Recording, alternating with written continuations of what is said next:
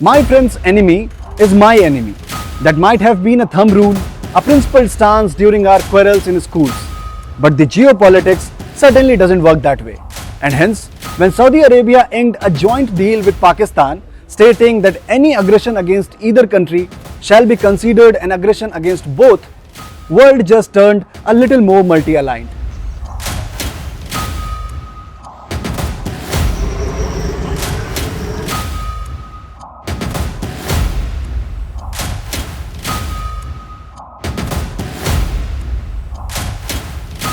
Many in India see the move as a threat to its national security. After all, we have seen countries overtly and covertly helping Pakistan during the 4-day military conflict with India in May this year.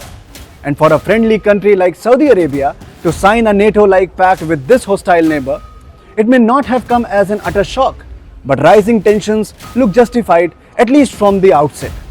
This also reflects in the swift response issued by India's Ministry of External Affairs, which said that it was aware of this development. Okay. See, India and Saudi Arabia, we have a wide-ranging strategic partnership which has deepened in the last several years considerably. We expect that this strategic partnership will keep in mind mutual interest and sensitivities. This is a pact which brings the only Islamic country with a nuclear bomb closer to one of the most influential Islamic countries. Both these countries have their own geopolitical, strategic, and in some cases, economic interests linked to this deal. And so, this developing situation has raised plethora of questions. What are some of the alarming causes of this deal? What has the deal to do with the crisis underway in the Middle East? How is the United States related to Saudi Arabia-Pakistan pact? Will Saudi Arabia get involved if a situation like Operation Sindoor arises again? But despite Pakistan's involvement, this is why India shouldn't be worried at all.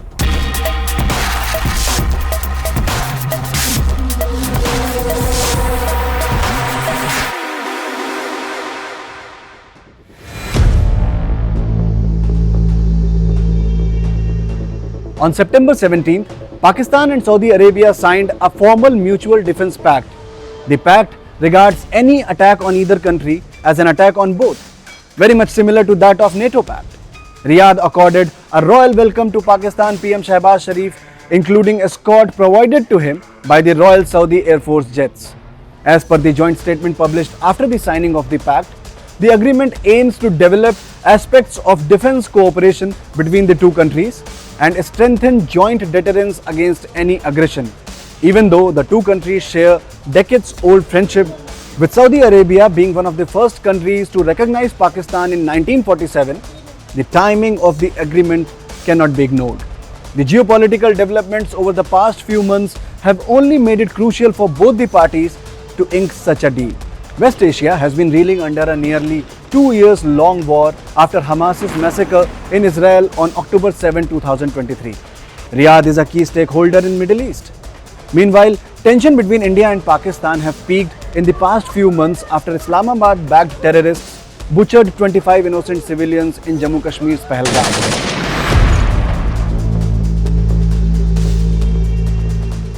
While MEA is examining the Saudi-Pak pact, will the joint agreement be detrimental to India's national security? Look, for Pakistan, the only country which can militarily attack it is India. No other country in the world possesses any such threat to Islamabad. Hence, the primary concern is, what will be Riyadh's decision if India-Pakistan indulge in a war-like conflict once again? Will Saudi Arabia, as per the agreement, consider it an attack on itself and wage a war against India?